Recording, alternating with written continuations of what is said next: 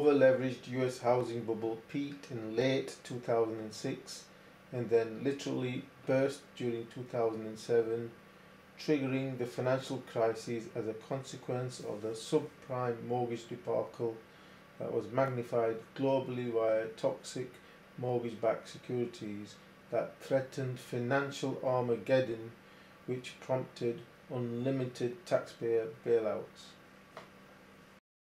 It has been 4 long years since I last analysed the US housing market in June 2008, when I concluded in a continuing bear market for a further 2.5 years into the end of 2010, which forecast for an additional 11% drop in US house prices. The subsequent downtrend materialized with the Case-Shiller Index CSXR falling from 181.5 to 158.7 by October 2010, thus matching expectations of where the index would be by that date. The original analysis of June 2008 also gave conditions for a technical buy trigger that had its basis in real-term prices turning positive.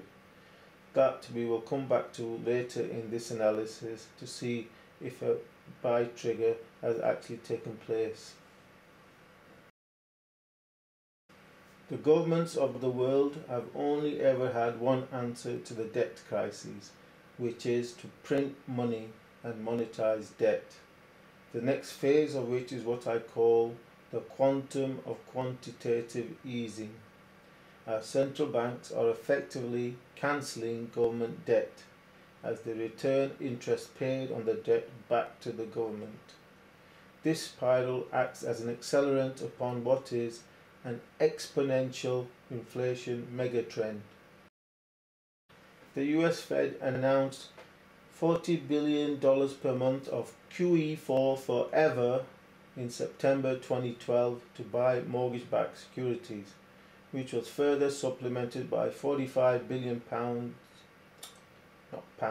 dollars per month in December 2012 to monetize US government debt. The unemployment rate is one of the most important indicators for an economy, which is why both Democrats and Republicans engage in so much politicking around its monthly release. The data clearly suggests that unemployment has a tendency to rise under Republican presidencies whilst fall under Democrats. The existing trend forecast as of October 2012 analysis is targeting a fall to 6.5% by 2016. The truth about the real rate of US unemployment is that it tends to be near double the official rate as measured by BLS U6, which currently stands at 14.7% against 7.8% official. The spread between real and official unemployment illustrates the trick that all presidents play, which is through policy to drive the official rate lower into each election, as the graph illustrates, which does support conspiracy theories that economic data is manipulated by politicians ahead of elections. My existing forecast is for US unemployment to fall to 6.5% by 2016. This has been further supported by the Fed's recent announcement that it has decided to target an unemployment rate of 6.5%, which means several more years of money printing to drive unemployment to 6.5%, the impact of which will be to boost sentiment-driven house prices as market participants discount future expectations for rising prices. The graph shows that US house prices lead unemployment, that house prices can rise even if unemployment is trending higher as long as it is below 6.5%, and that falling unemployment since late 2009 has so far only succeeded in stabilizing house prices. This table illustrates how falling unemployment is expected to impact on US house prices going forward, as unemployment falling towards 7.5% during 2013 is expected to create a clear bullish trend, whilst the fall to 7% during 2014 will see a further accelerating house prices trend, and so on, all the way to a rate of sub 6.5% by 2016. Many commentators appear to be blind to the strengthening of the US economy, as illustrated by Q3 GDP of 3.1% annualized, whilst they focus on political drama such as the fiscal cliff. Instead, the US economy will steadily continue to outperform most Western economies by averaging growth of 3% per annum for the next few years at least. This graph illustrates the exponential inflation megatrend in motion, which, contrary to the deflation propaganda, shows that deflation of the Great Recession was a mere ripple on the ocean of inflation. Asset prices tend to be leveraged to inflation. US homes are now generally 65% more affordable today than at the 2006 peak, as a consequence of inflating earnings and the 30% fall in nominal prices, i.e. a house that cost 200k in terms of affordability is equivalent to buying a house today for 107k. This is reflected in the NAR affordability index that is said to have hit a new all-time high of 198.2. Every country faces the problems associated with an aging population. The boomers are retiring. This means fewer workers supporting more retirees.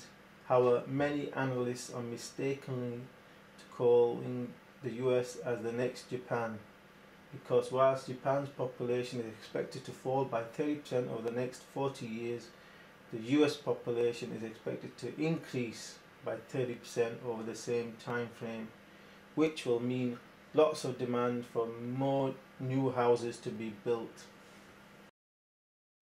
The following graph answers the question posed earlier in this video, in that has a real terms buy trigger taken place following the expected downtrend into 2011.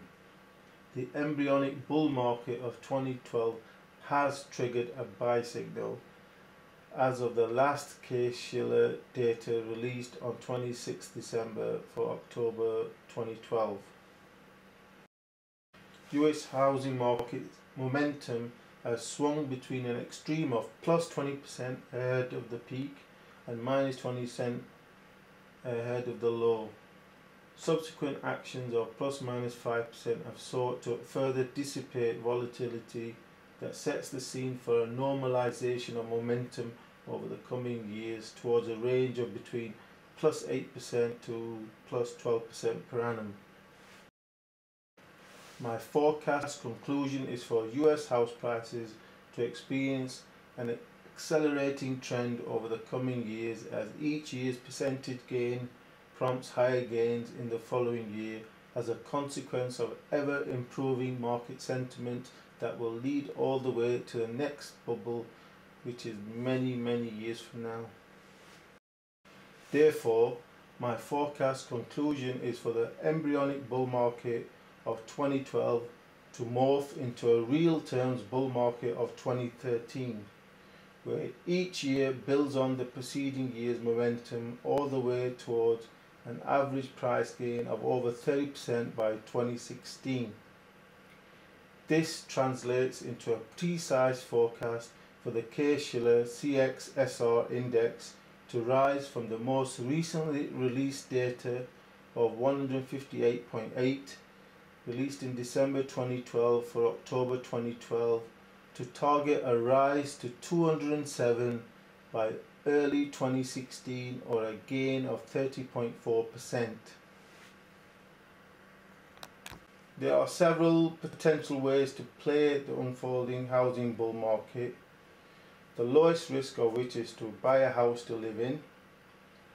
The next riskiest would be to buy to let as a landlord, and the highest risk being to buy bank and house builder stocks, which tend to be highly leveraged to house prices. Before you all rush out and buy, a word of caution. That is that I am anti-borrowing money, so don't make the same mistake as many made during the last housing bull market, which was to fall for the bankster con of getting you addicted to lots of cheap money and then taking the drug away and then waiting to foreclose when you can't make payments on your mortgage. And finally, ensure you are subscribed to my YouTube channel for regular updates on this and other forecast trends such as the stock stealth bull market, commodities, the inflation megatrend, and many other markets such as the UK housing market.